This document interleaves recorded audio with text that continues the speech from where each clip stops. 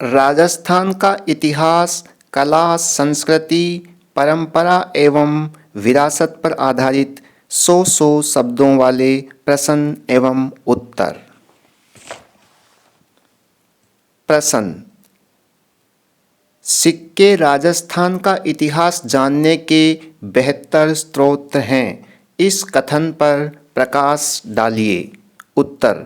राजस्थान से प्राप्त सिक्कों पर अंकित चिन्ह, लेख एवं संख्याएं यहाँ के मध्यकालीन इतिहास को जानने के लिए उपयोगी हैं। इन सिक्कों पर राजाओं की नामावली, वंशावली, स्थान इत्यादि की जानकारी मिलती है। सिक्कों से प्राप्त जानकारियाँ वंशक्रम, शासनकाल की आर्थिक स्थिति एवं इन पर अंकित धार्मिक चिन्हों से तत्कालीन शासक की धार्मिक प्रवृत्ति के निर्धारण में सहायता मिलती है। सिक्कों की बनावट व उन पर उत्कीर्ण शब्दों व चित्रों से तत्कालीन कला, वेशभूषा, सामाजिक एवं सांस्कृतिक परिवेश का निर्धारण करने एवं जानने में मदद मिलती है। शुद्ध धातु के सिक्के तत्कालीन शासनकाल की आर्थिक संपन्नता व अशुद्ध धातु के सिक्के आर्थिक विपन्नता को प्रदर्शित करते हैं। सिक्कों से तत्कालीन शासन व्यवस्था की राजनीतिक, सामाजिक, धार्मिक एवं आर्थिक स्थिति का बोध होता है। इस प्रकार राजस्थान के इतिहास को जानने में सिक्कों की महत्ता होने से ये इतिहास को जानने के बेहतर स्रोत हैं। प्रश्न। ख्यात साहित्य से आप क्या समझते हैं? राजस्थान के इतिहास की जानकारी प्रदान करने वाले प्रमुख ख्यात साहित्य का वर्णन कीजिए। उत्तर। राजस्थानी साहित्य के ऐतिहासिक ग्रंथों में शामिल ख्यात ग्रंथों को राजस्थानी गद्य का उत्तम स्वरूप माना गया है, जिनमें गद्य साहित्य की प्राय समस्त विधाओं के दर्शन होते हैं। इनकी रचना तत्कालीन शासकों द्वारा अपनी मान मर्यादा एवं वंशावली के उल्लेख हेतु करवाया गया। इनमें तत्कालीन समाज और सभ्यता का जीवंत चित्रण भी शामिल है। राजस्थान के इतिहास की जानकारी देने वाला ख्यात साहित्य इस प्रकार है। नैनसीरी ख्यात, मुहणोत नैनसी द्वारा लिखित, जिसमें राज्यों के मध्य परस्पर संघर्ष, राजपूत राज्यों द्वारा मुगलों से लड़े गए युद्धों का वर्णन तथा शासकों की विभिन्न शाखाओं पर प्रकाश डाला गया है। बांकीदासरी ख्यात, जोधपुर के महाराजा मानसिंह के दरबारी कवि बांकीदास द्वारा रचित इस ख्यात में जोधपुर व जयपुर की स्थापना का वर्णन मिलता है। मुंडियारी ख्यात, इस ख्यात से मारवाड़ के मुगलों के साथ संबंधों, सभी शासकों के जन्म, राज्याभिषेक एवं मृत्यु का उल्लेख मिलता है। कविराजा की ख्यात, यह ख्यात जोधपुर महाराजा जसवंत सिंह प्रथम के शासनकाल तक का वर्णन उपलब्ध कराती है। प्रश्न। राजस्थान में 1857 की क्रांति की पृष्ठभूमि तैयार करने में अंग्रेजों द्वारा राज्यों के आंतरिक प्रशासन में हस्तक्षेप करना एक कारण था। इस कथन को स्पष्ट कीजिए। उत्तर। रियासतों के राजाओं ने सहायक संधि की नीति एवं आश्रित पार्थक्य के तहत अपमानजनक संधि पत्रों पर हस्ताक्षर किए थे। संधि के समय अंग्रेजों द्वारा राजाओं को स्पष्ट आश्वासन दिया था कि वे राज्यों के आंतरिक प्रशासन में हस्तक्षेप नहीं करेंगे, किंतु वे आश्वासन के विपरीत चले। यहाँ के शासकों पर दबाव डालना, सामंतों की जागीरें जब्त कर उन्हें कैद में डालना, मेवाड़ प्रशासन में पॉलिटिकल एजेंट के बार बार दखल आदि कृत्यों से अंग्रेजों का राज्यों के आंतरिक प्रशासन में हस्तक्षेप बढ़ता गया। कैप्टन कौब द्वारा 1823 ईस्वी में मेवाड़ शासन को अपने अधीन कर महाराजा को खर्च हेतु 1000 रुपये दैनिक देना शुरू किया। जोधपुर के शासक पर दबाव डालकर 1939 ईस्वी में जोधपुर के किले पर अधिकार करना आदि अंग्रेजों के प्रशासन में हस्तक्षेप के उदाहरण थे। परिणामतः राज्यों की प्रभुसत्ता व आंतरिक स्वायत्तता समाप्त हो गई व राजा अंग्रेजों की कृपा दृष्टि पर निर्भर हो गए। इसका परिणाम यह हुआ कि राजस्थान में भी अंग्रेजों के खिलाफ विरोध के स्वर उठे तथा राज्य की जनता ने उत्साह के साथ विद्रोही शक्तियों को क्रांति में सहयोग किया।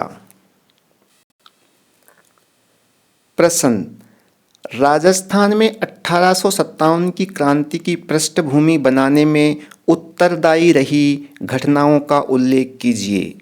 उत्तर, मेरठ में 1857 की क्रांति का सूत्रपात होने के पश्चात इसका बिगुल देश के अन्य क्षेत्रों में भी बज उठा था। इसका परिणाम यह हुआ कि राजस्थान में भी अंग्रेजों के खिलाफ विरोध के स्वर उठे तथा राज्य की जनता ने उत्साह के साथ विद्रोही शक्तियों को क्रांति में सहयोग किया। राजस्थान में इस क्रांति की पृष्ठभूमि बनाने में निम्न घटनाएं उत्तरदायी रहीं। अंग्रेजों द्वारा राज्यों के आंतरिक प्रशासन में हस्तक्षेप। राजाओं से संधि के समय अंग्रेजों द्वारा यह आश्वासन दिया गया था कि वे राज्यों की आंतरिक प्रशासन में हस्तक्षेप नहीं करेंगे, किंतु वे इसके विपरीत चले। परिणामतः राज्यों की प्रभुसत्ता व आंतरिक स्वायत्तता समाप्त हो गई व राजा अंग्रेजों की कृपा दृष्टि पर निर्भर हो गए। रियासतों के उत्तराधिकार संबंधी मुद्दों में हस्तक्षेप।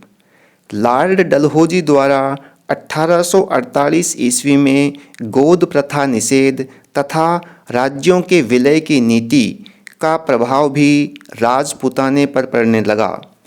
अंग्रेजों ने राज्य में शांति व्यवस्था बनाए रखने के बहाने उत्तराधिकार के मामलों में खुलकर हस्तक्षेप किया। राज्यों की लचर आर्थिक स्थिति। संधि के पश्चात अंग्रेजों ने खिराज की प्रथा लागू कर आर्थिक शोषण की नीति अपनाई। राज्यों में शांति व्यवस्था के नाम पर कंपनी द्वारा कर वसूलना, युद्ध की परिस्थिति में राजाओं को धन देने के लिए बाध्य करना, उनको स्वयं के खर्चे पर ही कंपनी की सेना रखने के लिए बाध्य करना, ये सभी कारक राज्यों की माली हालत खराब करने के लिए उत्तरदायी थे। रियासतों का कमज़ोर प्रशासन। राजस्थान के सभी राज्यों को अंग्रेज़ों से संधि के पश्चात बाह्य और आंतरिक आक्रमण का खतरा नहीं रहा। इस प्रकार धीरे धीरे अधिकांश शासकों का प्रशासन पर नियंत्रण कमज़ोर हो गया और वे रेजिमेंट की इच्छानुसार शासन संचालन करने वाले रबर की मोहर मात्र रह गए। प्रश्न, राजस्थान के प्रमुख जनजाति आंदोलनों के नाम बताते हुए मीणा आंदोलन पर प्रकाश डालिए। राजस्थान की विभिन्न जनजातियों के हितों पर कुठाराघात एवं उनके परंपरागत अधिकारों के उल्लंघन के विरोध में इन जनजातियों ने अंग्रेजी व देसी शासकों के विरोध में कई आंदोलन किए। राजस्थान के प्रमुख जनजाति आंदोलनों में भील आंदोलन, एकी आंदोलन एवं मीणा आंदोलन प्रमुख हैं। मीणा आंदोलन। यह आंदोलन जयपुर रियासत में हुआ क्योंकि खोहगंग, गैटोर, झोटवाड़ा आदि क्षेत्रों में मीणाओं के जनपद रहे हैं। मीणा जाति द्वारा आंदोलन का मुख्य कारण 1924 ईस्वी में ब्रिटिश सरकार द्वारा क्रिमिनल ट्राइब्स एक्ट लागू करना था। इसके अंतर्गत जयपुर राज्य में जरायम पेशा कानून बनाया गया, जिसमें मीणाओं को अपराधी घोषित कर दिया और उनके लिए निकटतम पुलिस थाने में उपस्थिति दर्ज करवाना अनिवार्य कर दिया गया। इसका स्वच्छ व बहादुर प्रवृत्ति की मीणा जाति द्वारा विरोध किया गया और संघर्ष के लिए 1933 में मीणा क्षत्रिय महासभा का गठन हुआ। इसके बाद 1944 में जैन मुनि मगन सागर की अध्यक्षता में नीमका थाना में एक सम्मेलन बुलाया और जयपुर राज्य सुधार समिति नामक संस्था की स्थापना की गई। वर्ष 1946 में स्त्रियों और बच्चों को इस कानून से मुक्त किया और आज़ादी के बाद 1952 में जरायम पेशा कानून पूर्ण रूप से समाप्त कर दिया गया।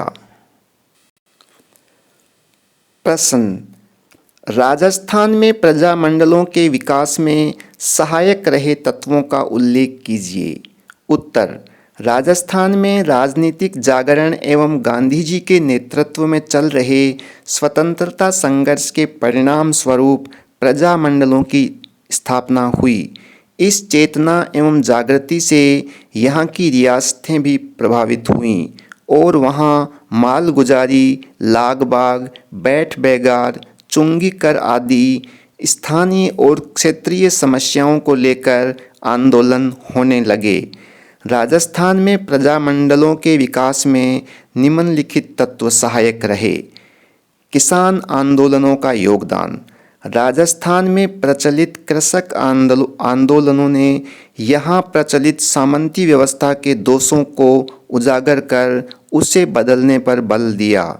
इन आंदोलनों ने प्रजामंडल आंदोलनों के विस्तार एवं विकास में महत्वपूर्ण भूमिका निभाई। मध्यम वर्ग का योगदान।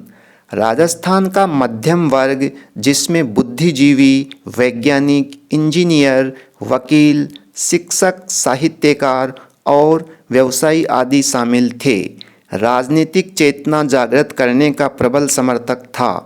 यहाँ कृषकों, आदिवासियों व आमजन के असंतोष को नेतृत्व प्रदान करने वालों का नेतृत्व सहज में ही मिला। इनमें विजय सिंह पथिक, माणिक्यलाल वर्मा, हरिभाऊ उपाध्याय एवं जयनारायण व्यास आदि मध्यम वर्ग के प्रतिनिधि एवं नेतृत्वकर्ता थे। समाचार पत्रों का योगदान। प्रजामंडल आंदोलनों के लिए सर्वाधिक जनचेतना जागृत करने में समाचार पत्रों की भूमिका रही। विजय सिंह पथिक ने राजस्थान केसरी और राजस्थान सेवा संघ ने नवीन राजस्थान जैसे समाचार पत्र प्रकाशित किए। इन समाचार पत्रों के संपादन से जन जागरण तीव्रता से हो सका। इसके अतिरिक्त आर्य समाज आंदोलन, प्रथम महायुद्ध का बोझ, पड़ोसी प्रांतों का प्रभाव, क्रांतिकारी गतिविधियां, स्वदेशी आंदोलन और क्रांतिकारी साहित्य आदि के प्रत्यक्ष व अप्रत्यक्ष प्रभाव ने भी प्रजामंडल आंदोलनों को गति देने एवं इनके विकास में महत्वपूर्ण भूमिका निभाई। प्रश्न, राजस्थान में प्रजामंडलों की स्थापना ने वहाँ के सामाजिक व आर्थिक उत्थान में किस प्रकार योगदान दिया? उत्तर, राजस्थान की विभिन्न रियासतों में प्रजामंडलों की स्थापना से वहाँ उत्तरदायी शासन की स्थापना, मौलिक अधिकारों के प्रति जागरूकता एवं रियासतों में व्याप्त बुराइयों के अंत में मदद मिली। इन सुधारों ने अंततः वहाँ के सामाजिक व आर्थिक उत्थान को भी प्रभावित किया, जो इस प्रकार हैं। सामाजिक उत्थान। प्रजामंडलों की स्थापना के लिए चले संघर्ष से वहाँ पर शिक्षा का प्रसार हुआ। शिक्षा के प्रसार से सामाजिक कुरीतियों पर प्रहार हुआ और वहाँ छुआछूत की भावना के तिरस्कार से सामाजिक समरसता का विकास हुआ। राजनीतिक चेतना के विकास से जनता में अधिकारों के प्रति जागरूकता आई। इन सब का समन्वित परिणाम यह हुआ कि सबका देश की एकता में विश्वास दृढ़ हुआ और सबको स्वतंत्रता आंदोलन में सक्रिय भागीदारी हेतु प्रेरणा मिली। आर्थिक उत्थान। प्रजामंडलों से फैले माहौल ने आर्थिक विकास में अपना योगदान दिया। इससे लाग बाग जैसे चंवरी कर, तलवार बंधाई आदि पर रोक लगी, बेगार में कमी आई और किसानों को उनकी भूमि का मालिकाना हक पुनः प्राप्त हुआ। अकाल राहत कार्यों के प्रारंभ होने से लोगों की परेशानी कम हुई। प्रश्न, राजस्थान में बिजोलिया किसान आंदोलन के घटनाक्रम एवं ऐतिहासिकता पर प्रकाश डालिए। उत्तर, देश में अंग्रेजी राज के समय बिजोलिया मेवाड़ राज्य का प्रथम श्रेणी का ठिकाना था। इसके राव कृष्ण सिंह द्वारा 84 प्रकार की लागतें ली जाती थीं। कृष्ण सिंह ने 1903 में चौरी कर लगाया, जिसे विरोध स्वरूप 1904 में हटा दिया गया। इसके पश्चात 1906 में कृष्ण सिंह के उत्तराधिकारी पृथ्वी सिंह द्वारा तलवार बंधाई कर लगाया गया। कृषकों ने साधु सीताराम, फतेहकरण चारण और ब्रह्मदेव के नेतृत्व में इस कार्यवाही का विरोध किया और उन्होंने 1913 में ऊपरमाल के क्षेत्र को पड़ती रखा और ठिकाने को भूमि कर नहीं दिया। आंदोलन कुछ समय दबने के पश्चात 1916 में पुनः विजय सिंह पथिक के नेतृत्व में प्रारंभ हुआ। पथिक द्वारा 1917 में ऊपरमाल पंच बोर्ड नामक संगठन की स्थापना की गई। बिजोलिया के किसान तलवारबंदी की लागत, लाटा कूंता और प्रथम विश्व युद्ध के लिए चंदा वसूल किए जाने से परेशान थे। अप्रैल 1919 में न्यायमूर्ति बिंदुलाल भट्टाचार्य की अध्यक्षता में गठित जांच आयोग ने बेगार व लगान बंद करने की सिफारिश की, लेकिन महाराणा ने इसकी उपेक्षा कर दमन चक्र जारी रखा। एजीजी अर्थात agent to governor general Robert Holland व किसानों के मध्य समझौता 84 में से 35 कर हटाए गए। जागीरदार ने समझौते को मानने से इनकार कर दिया। पथिक जी ने 1927 में इस आंदोलन से पृथक हो जाने के बाद नेतृत्वकर्ता माणिक्यलाल वर्मा, जमनालाल बजाज व हरिभाऊ उपाध्याय बने। मेवाड़ प्रधानमंत्री टी राघवाचार्य और ब्रिटिश रेजिडेंट विल्किंस व मेवाड़ के राजस्व मंत्री मोहन सिंह की अध्यक्षता में 1941 में आंदोलन समाप्त हुआ। इस प्रकार बिजोलिया किसान आंदोलन भारत का प्रथम अहिंसक किसान आंदोलन था। यह राजस्थान का प्रथम संगठित अहिंसात्मक, असहयोगात्मक व सबसे लंबा 44 वर्ष तक चलने वाला किसान आंदोलन था। प्रश्न, राजस्थान की लोक मूर्ति कला के विभिन्न प्रकार बताते हुए उन पर प्रकाश डालिए। उत्तर, राजस्थान के विभिन्न क्षेत्र लोक मूर्ति कला हेतु प्राचीन काल से अब तक प्राप्त हुई मूर्तियों के कारण प्रसिद्ध हुए हैं। यहाँ लोक मूर्ति कला मुख्यतः प्रस्तर, मृण्मयी, काष्ठ व धातु के रूप में प्रचलित है। राजस्थान की लोक मूर्ति कलाएँ इस प्रकार हैं। प्रस्तर मूर्ति कला। प्रस्तर मूर्ति कला का मुख्य केंद्र जयपुर है, जहाँ देवी देवता, पशु पक्षी, स्वतंत्रता सेनानी जैसे विविध विषयों को आधार बनाकर मूर्तियाँ बनती हैं। राजस्थान में बनने वाली लाल पत्थर की मूर्तियों का काम अलवर के थानागाजी तहसील के झिरी, किशोरी, मांदरी आदि गांवों में होता है। मृण्मयी मूर्ति कला। इस कला में सामान्यतया मिट्टी से मूर्तियां बनाई जाती हैं। इसे टेराकोटा कला भी कहते हैं। राजसमंद के नाथद्वारा में स्थित मोलेला नामक ग्राम में रहने वाले कुंभकार परंपरागत रूप से मिट्टी की मूर्तियां निर्मित करने में पारंगत हैं और इन्होंने इनके निर्माण में विश्व में ख्याति अर्जित की है। काष्ठ की मूर्ति कला। मुख्यतः सुथार जाति के लोगों में प्रचलित इस काष्ठ कला के लिए चित्तौड़गढ़ जिले का बस्सी कस्बा प्रसिद्ध है। यहाँ मूर्तियों के साथ कांवड़ व खिलौने भी निर्मित किए जाते हैं। यह कला बीकानेर, उदयपुर, जोधपुर, करौली, जयपुर, कोटा, बूंदी आदि क्षेत्रों में भी काफ़ी उन्नत है। धातु की मूर्तियाँ। राजस्थान में मुख्यतः तांबा, कांसा, पीतल व अष्टधातु मूर्तियां बनाने में प्रयुक्त होती है। यह कार्य स्वर्णकारों द्वारा किया जाता है। जस्ते की मूर्तियों के लिए जोधपुर प्रसिद्ध है। संगमरमर की मूर्ति कला। संगमरमर की मूर्तियां मुख्यतः जयपुर में बनती है। यहाँ निर्मित मूर्तियां सर्वत्र निर्यात की जाती हैं। प्रश्न, राजस्थान में समकालीन मूर्ति कला एवं इसे प्रोत्साहित करने वाले कलाकारों पर प्रकाश डालिए। उत्तर, राजस्थान की समृद्ध पारंपरिक मूर्ति कला के साथ ही कालांतर में समकालीन मूर्ति कला भी नवीन आयामों के साथ उभर कर आई। धर्म से परे समकालीन मूर्ति कला कलाकार की सृजनात्मकता की अभिव्यक्ति है। इसमें अनुभव, चिंतन, मनन और कल्पना का समन्वित रूप उभर कर सामने आया है। जयपुर से प्रारंभ हुई इस मूर्ति कला को प्रोत्साहित करने में यहाँ के मूर्तिकार माली राम का अद्वितीय योगदान है। इनके द्वारा घिया पत्थर में निर्मित शिव का नवीन रूप, पहलवानों का मल्ल युद्ध, विभिन्न आवक्स प्रतिमाएं महत्वपूर्ण हैं।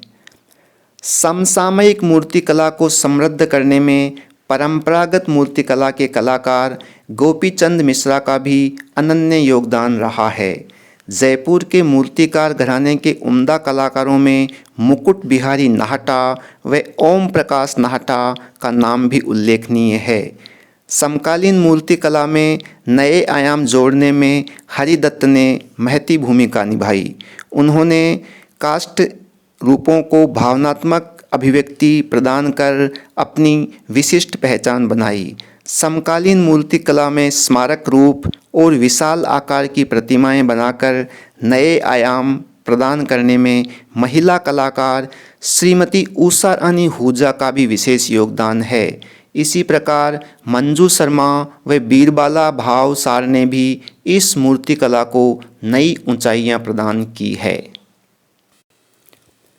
प्रश्न, राजस्थानी चित्रकला का उद्भव एवं इसकी विशेषताओं का उल्लेख कीजिए। उत्तर, राजस्थान की चित्रकला यहाँ की कला एवं संस्कृति के वैविध्यपूर्णता का ही हिस्सा है। यह अत्यंत प्राचीन होने के साथ ही समृद्ध एवं गौरवपूर्ण है। राजस्थानी चित्रकला का उद्भव अपभ्रंश शैली से गुजरात एवं मेवाड़ में कश्मीर शैली के प्रभाव से हुआ और इसकी जन्मभूमि मेवाड़ है। यहाँ की चित्रकला की पूर्व परंपरा में अनेक सचित्र ग्रंथ, लघु चित्र एवं भित्ति चित्र उपलब्ध होते हैं। राजस्थानी चित्रकला की झलक कोटा के आलणिया दर्रा, बैराठ तथा भरतपुर के दर नामक स्थानों के शैलाश्रयों में आदिम मानव द्वारा उकेरे गए रेखांकन और मृद भांडों की कलात्मकता में मिलती है। राजस्थानी चित्रकला में शास्त्रीय पद्धति की झलक के साथ ही इसमें दृष्टि विज्ञान व सौंदर्य निरीक्षण की अभिव्यक्ति स्पष्ट परिलक्षित होती है। राजस्थानी चित्रकला की प्रमुख विशेषताओं में आम जनजीवन का स्वतंत्र चित्रण, भाव प्रवणता, विषय वस्तु का वैविध्य, प्रकृति परिवेश देश काल के अनुरूप, ऋतुओं का श्रृंगारिक वर्णन, चित्र संयोजन में समग्रता, रंगात्मकता का प्रभाव, स्त्री सुंदरता, कलात्मकता एवं प्राचीनता आदि हैं। प्रश्न, राजस्थान की हस्तशिल्प कला की महत्ता बताते हुए यहाँ की किन्हीं 4 हस्तशिल्प कलाओं का उल्लेख कीजिए। उत्तर, विभिन्न कला रूपों की विविधता हेतु विश्व प्रसिद्ध राजस्थान की हस्तकला भी कला का एक स्वरूप है। इसमें हस्तशिल्पियों द्वारा पत्थर, आभूषणों, कांच, पीतल, सोना चांदी इत्यादि पर कलात्मकता व कुशल कारीगरी का प्रदर्शन किया जाता है। हस्तशिल्प कला राज्य पर्यटन को आकर्षित करके विदेशी मुद्रा अर्जन का साधन बनती है। वहीं इससे अनेक लोगों को रोजगार भी मिलता है। इस प्रकार राज्य की माली हालत सुधारने और राज्य को विश्व स्तरीय पहचान दिलाने में हस्तशिल्प कला की महती भूमिका है। राजस्थान में निर्मित प्रमुख हस्तकलाओं का वर्णन इस प्रकार है। ब्लू पॉटरी, भौगोलिक संकेतक जीआई प्राप्त राज्य के इस परंपरागत शिल्प में चीनी मिट्टी का बहुतायत में प्रयोग और इसमें नीले रंग का विशेष प्रयोग किया जाता है। ब्लू पॉटरी का मुख्य केंद्र जयपुर है। टेराकोटा, टेराकोटा अर्थात मृण्मयी कला में आकृतियां हाथ से ही बनाई जाती है। इसमें मिट्टी द्वारा मूर्तियां, बर्तन व आभूषण बनाकर उन्हें आग में तैयार किया जाता है। राजसमंद में स्थित मोलेला गांव के कलाकार इस प्रकार की कलाकृतियों को बनाने में दक्ष हैं। उस्ता कला, उस्ता हिसामुद्दीन की फनकार व कल्पनाशीलता से उपजी बीकानेर की इस अंतर्राष्ट्रीय व राष्ट्रीय स्तर पर पहचान रखने वाली कला में ऊंट की खाल पर सोने के चित्रण से कलाकारी की जाती है।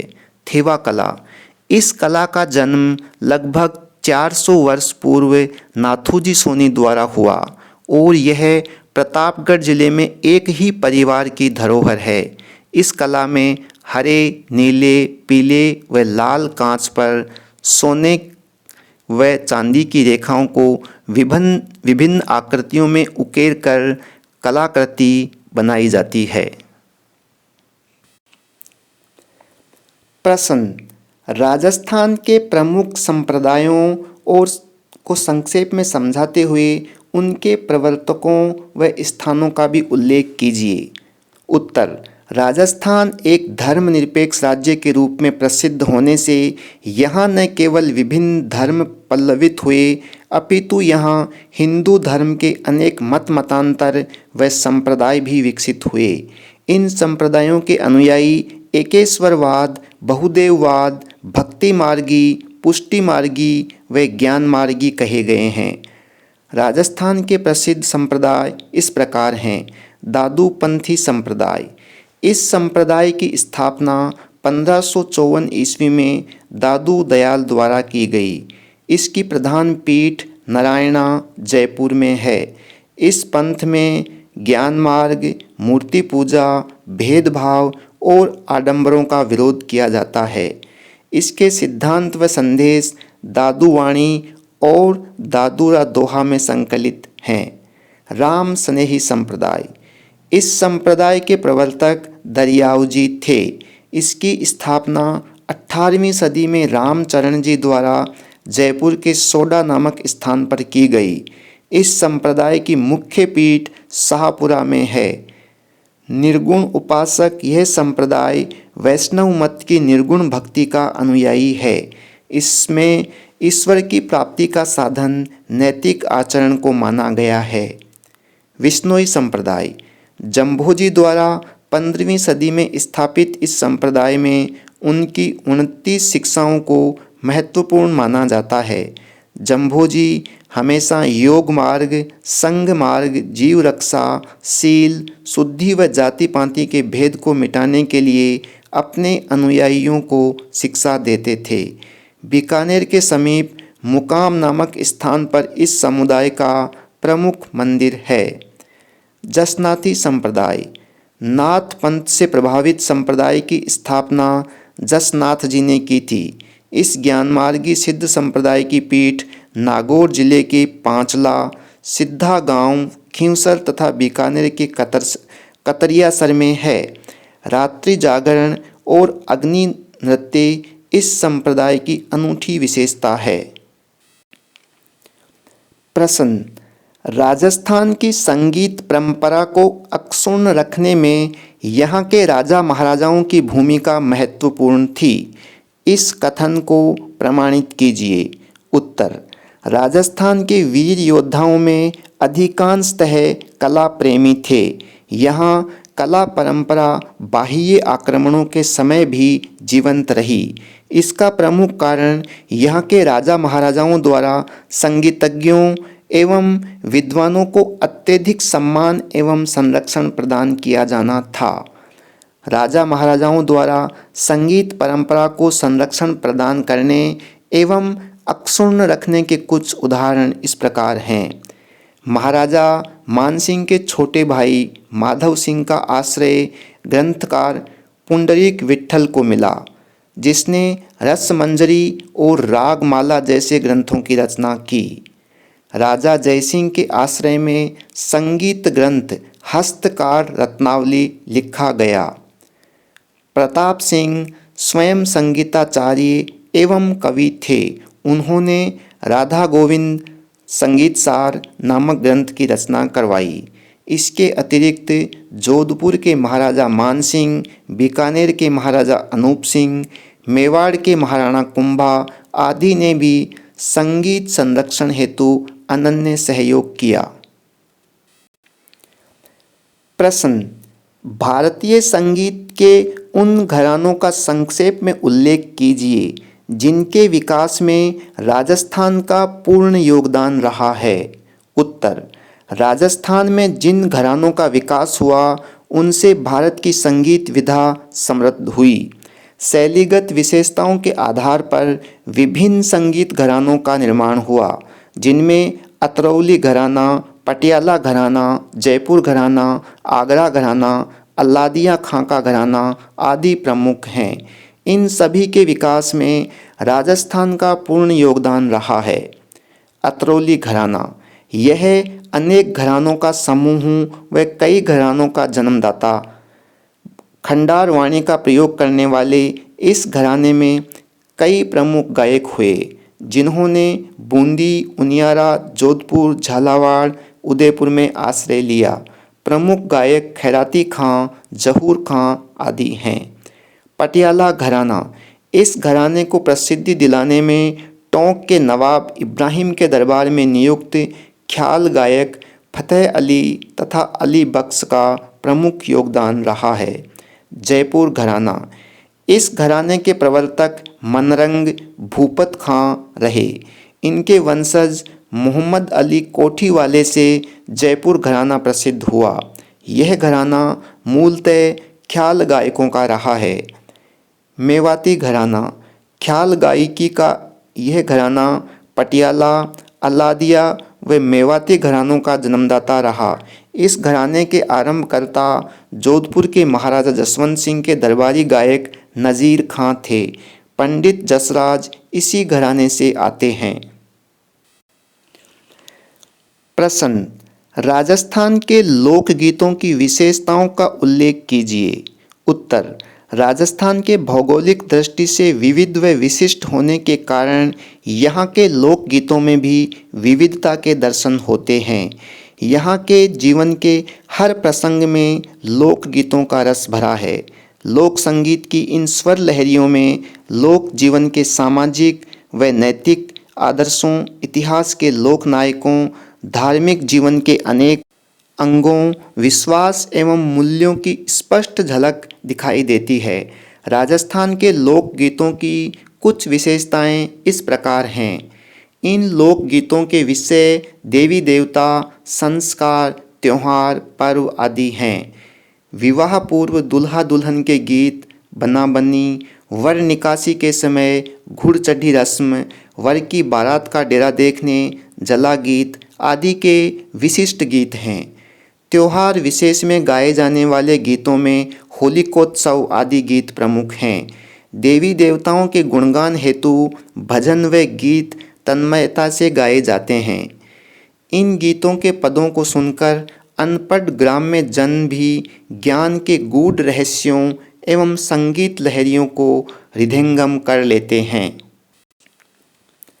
प्रश्न, राजस्थान के लोकगीतों का क्षेत्रीय विशेषताओं के आधार पर विभाजन किस प्रकार किया गया है।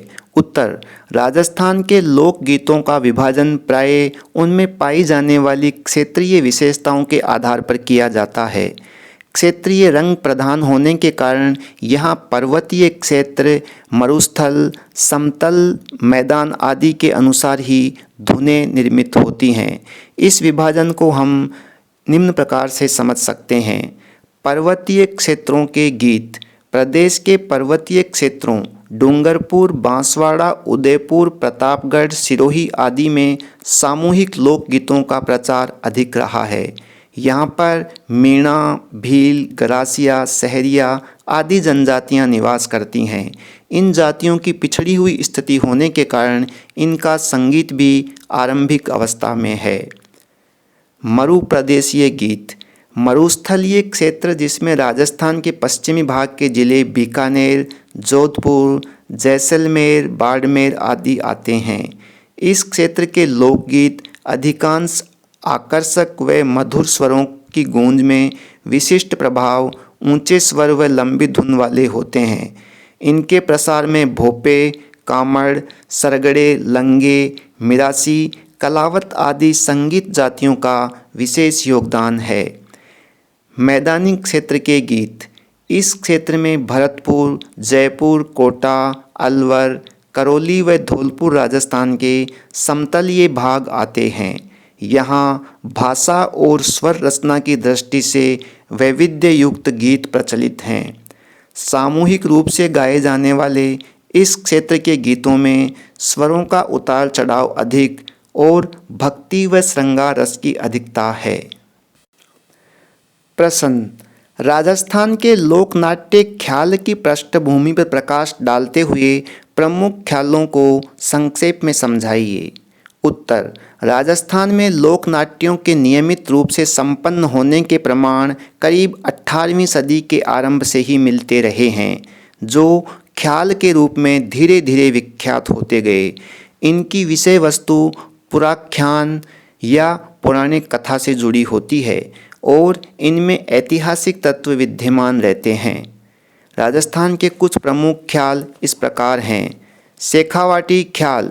इस नाट्य शैली के प्रवर्तक नानूराम थे। प्रभावी और चंचल संचालन के साथ ही गीत गायन की ऐसी शैली जिसमें पूर्ण संप्रेषण मुखर होता है।